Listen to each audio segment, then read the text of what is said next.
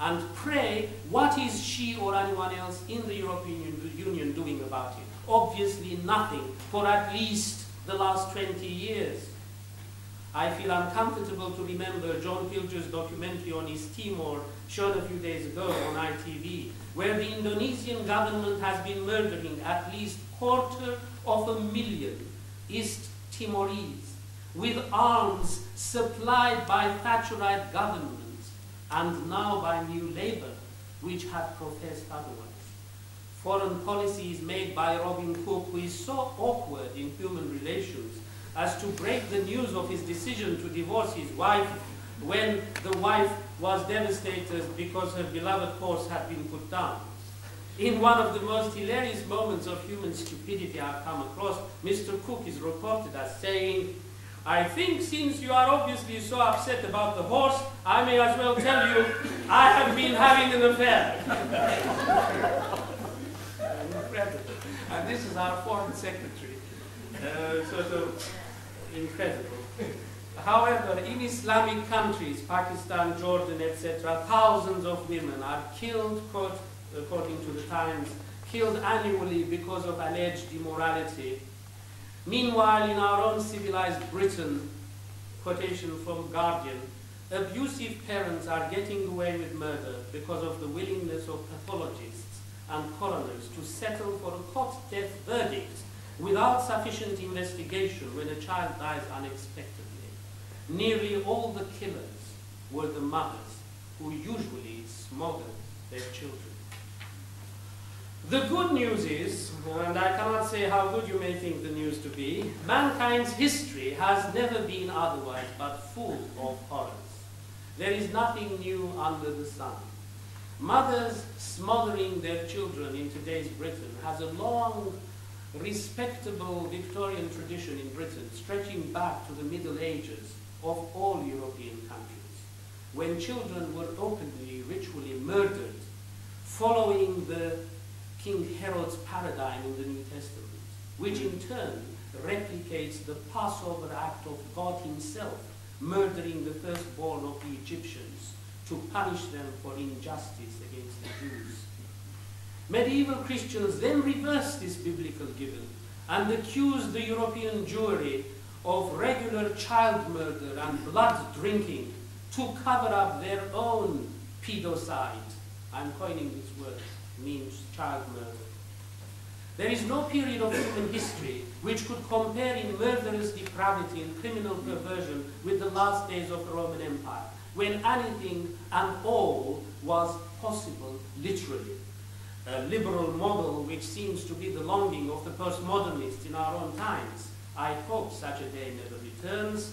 Yet even earlier than the Roman times, Herodotus 2,500 years ago reports encountering a tribe who do everything in public that others do in private and vice versa, presumably mating sexually in full view of their society. Judging by some of the Channel 4 programming standards, we do not seem to be far off those times. The library of the Holy See of the Vatican, I don't know how many people know this, contains the world's largest collection of pornography, because the first commissioners of pornography in Renaissance times were the bishops themselves. The official historian of the Byzantine Empire, Procopius, his name, had also written a secret history which has survived and can be bought as a Penguin edition, so you can read it, about the rulers of Byzantium in the 6th century, where the great queen herself, Theodora, who is one of the greatest queens in history, according to some historians, would think nothing of displaying her sexual organs in public. Times have changed, or have they? Remember, everything is and is not. What has evolved is the tragic fragmentation of the human being. The mind responsible for this spiritual nuclear explosion belonged to Plato. 2,400 years ago, the father of philosophy split the body from the mind. And since then, Western man has failed to join them together in a whole again. we are still suffering from the nuclear fallout of Plato's massive explosion. Descartes, in the 17th century, regarded as the father of modern philosophy, while wishing to achieve the reverse, in fact caused unwittingly a further minor explosion, increasing the gulf between the mind and the body. The advances in genetic engineering may produce the third major and even more dangerous explosion, this time on perhaps the human quantum level. For the first time in human history, there is the possibility of eliminating human sexuality altogether, specifically the heterosexual intercourse, which many people may think no bad thing at all, as all evil seems to have begun, at least biblically, through the heterosexual knowledge. The histories of Herodotus, a few people have noticed, start with a big gangbang. The sailors of a visiting Phoenician ship rape the daughter of the king of Argos, causing all subsequent world wars produced by the pressure of necessary military training and alliances. The easy and free proto-feminist princess had gone to the beach with her girlfriend for a bit of fun, guessing little what sex-starved chauvinist dogs could get up to. The physical elimination of human sexuality may be a God-sent technology for evil governments seeking total population control. Births in controlled numbers can be ordered like groceries from national incubators. Sex for fun, inclusive of homosexuality, sadomasochism, bestiality, pedophilia, all, unlike the biblical dictum of heterosexuality for procreation, can be provided with virtual reality porno computers. The totalitarian government can then precisely quantify, according to the birth numbers and death numbers precisely controlled by euthanasia, the needs of economy, health and education for the foreseeable future. All unpredictable exceptions will be eliminated. If, however, on the positive side, the elimination of the human physical sexuality will produce finally the ideal monogamous spiritual erotic relationship, then Swedenborg may yet be greeted as the greatest human mind ever. One of his major works is titled The Delights of Wisdom Relating to Conjugal Love. Some people pronounce it conjugal. I'm sorry about that. I pronounce it conjugal. The greatest single contribution. I'm finishing, so don't, I'm sorry, I hope I am not stretching the time. Have a little bit more patience, and thank you for listening. The greatest single contribution of the New Testament dogma to the world's intellectual history, I consider it to be the concept of the monogamous marriage for life, which is then raised to the highest possible plane of sacredness by the implication of divine involvement. Monogamy is sacred to God himself, and the only great book on the subject is undoubtedly Swedenborg's.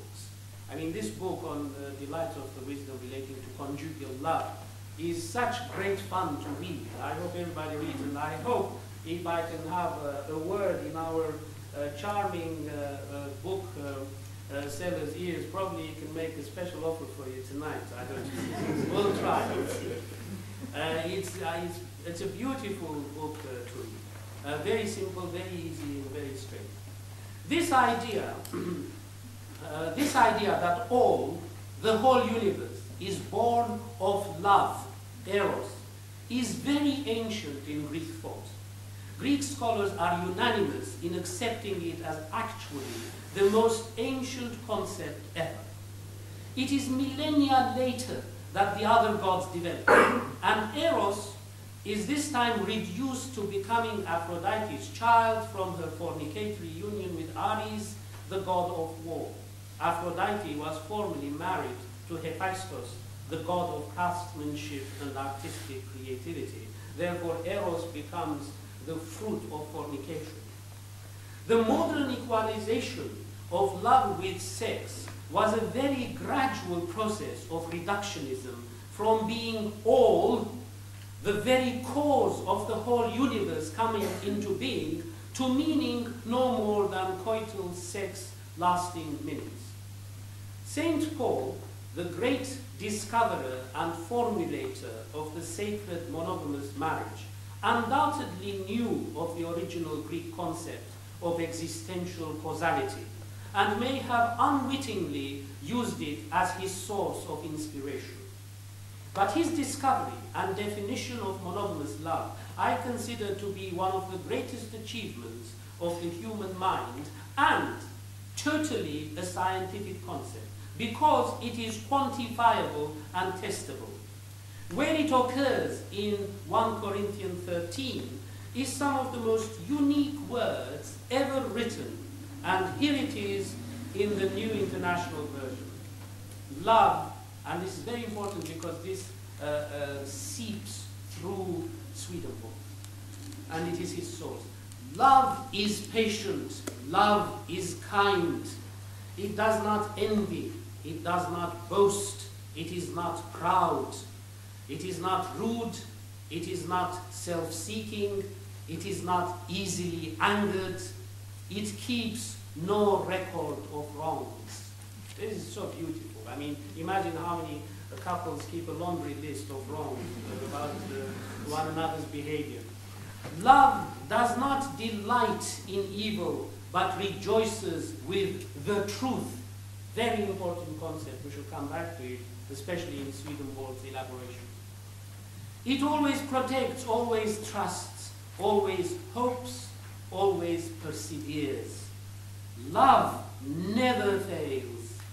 These three remain: faith, hope, and love. But the greatest of these is love. Now, patience, kindness, humility, non-judgmentalism, rejection of evil deeds, delight in truth are all quantifiable traits in modern psychological methodology. One could devise psychological tests of modern sophistication to produce measurements for St. Paul's observations, and arrive, I suggest, at a mathematical formula defining monogamous love precisely, what has been hitherto regarded, and I think mistakenly, as the greatest undefinable. Yeah, I wish I was a mathematician. I would have brought you a formula. I'm sorry. I have to headhunt for a mathematician to work on it. As defined by St. Paul and later elaborated and developed into new rational heights by Swedenborg and labeled by him as conjugal love, monogamous love needs absolutely the total context of truth-speaking and absence of pornography to exist, let alone survive. Now, very important in Swedenborg, lying and fornication completely submerge and eventually kill off the possibility of such love, cause social havoc and deterioration, producing a life of crime and warmongering, for which reason Swedenborg was convinced that his paradigm of conjugal love did not and could not exist in the times he lived, as people were hopelessly corrupted through lying and fornication. He therefore hoped that what he was constructing as a model inspired by New Testament monogamy was one for the future. 300 years later, it is still the case, alas. Here are the very first words upon which Swedenborg opens his book, another little book, The Divine Love and the Divine Wisdom. Quote, "There is but little comprehension in the world as to what love is, and yet it is man's very life. This is evident from its being frequently asked, what is love? The reason for this ignorance is that love is not apparent to the sight of the understanding," etc., etc. I love reading Swedenborg. Love is the very soul or life of thought. I mean, here is his rationalism. He's talking as a scientist, not as a moralist, not as a religious fundamentalist. Love is the very soul or life of thought. It is a massive, I mean, it is an incredible insight by Swedenborg that he is making love almost logically, a sufficient and necessary condition for even the process of man's thinking. In other words, he will make the point that man cannot think even if he has no love. Love is the very soul or life of thought. Therefore, thought, if deprived of love, grows cold and lifeless, like a flower deprived of heat. For love kindles, enlivens, and animates thought. He's not talking about heart and all romantic, sort of nonsense. He's talking about the most important processes and definitions of being a human being, which is thought, thinking, and rationalism. Love is the life of the understanding, and so of the thought. And being the life of the understanding and so of the thought, it is also the life of the whole man. You see, I mean, he's absolutely using Aristotelian logic, Spinoza, very long stories, Spinoza's logic, etc., to arrive at very rational conclusions. He concluded, therefore, that it is the life of the whole man. For it is the life of all sense and of all motion. Swedenborg is convinced that if you do not know love, you cannot even move, you cannot be alive, you cannot have sense. Thus, it is the life of the organs by means of which sense and motion come into existence, that it is also the life of the other viscera will be seen below, in other words, later in the book. In other words, Swedenborg has worked out a whole system to show how from love even physical organisms are born. In other words, your viscera, your thinking processes, therefore the heart, the lungs, etc., all are enmeshed within the need of love. And that, here is one of the things which he hinted at, I cannot elaborate, is that if you feel no love, when you feel love, you feel warmth. Warmth is very important for living. If you feel cold, if you feel frozen, perhaps you should think of who you love, and then you will be warmed up. In sheer Swedenborgian terms of truth, being predicated to God's very being, cognate simultaneously and interchangeably with goodness itself. Quote, indeed, they are the Lord, for he is divine good itself and divine truth itself. The unforgivable crime of the Thatcherite governments was to make lying socially respectable, even desirable. Suffice it to refer to the Scott report published by Her Majesty's Stationery Office on the Iraq-Iran war, whereby 1 million people were killed with arms supplied to both sides by Mrs. Thatcher's government under the cover of ministerial lies to the House of Commons. Even now, as a direct result of the socio-political developments from the Thatcherite days of President Reagan, frightening new corruptions are pouring out of academic America, advocating lies as an acceptable socio-evolutionary biological mechanism enhancing the interest of the selfish gene, which is the title of an influential book by a proudly Thatcherite Oxford don, Professor Dawkins. BBC Nature programs frequently show you how fishes, birds, monkeys lie and cheat for food and sex. John Updike, one of the best non-American novelists of fornicating couples, produced a thick tome of essays at the height of Thatcherite Reaganism, promoting the idea that all art is no more than the art of lying, and it is better for it. Not only that it is so for Mr. Updike, but that it must also be so. Updike, who was praised highly for his originality, was of course rehashing the old Platonic objection in the Republic, with the difference that Plato would not wish to be so. Plato, in his ideal society, rejected the poets and accused poets of telling lies about the gods. And Aristotle, therefore, wrote one of the greatest books of all time, his Poetics, to try and correct his old teacher's misunderstandings of the craft of the poet's art. Aristotle, unlike Updike, was actually pointing out that poetry, hence all art, is based on truth, its own internal truth of the imagination, which is very different from the external factual truth Plato mistook for a lie because of poetic license. In other words, Plato accused poets for lying about gods, etc. Aristotle comes and says, no, my dear old master, you have misunderstood. That is, poetic license has nothing to do with lying. Poetry, and therefore art, has its own internal truth. And therefore the whole idea is that it is based on truth.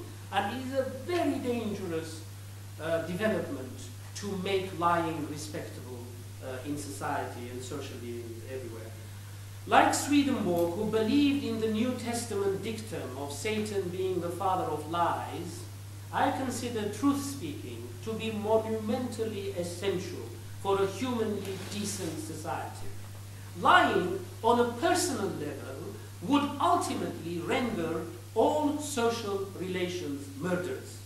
How could a spouse sleep in peace with a marital partner at night if that partner would be a liar, who could then acknowledge no moral boundaries of any sort, who would then have no hesitation in stabbing that partner in sleep or poisoning his food when it shall serve her purpose, something already, it seems, commonplace in post-Reaganite America.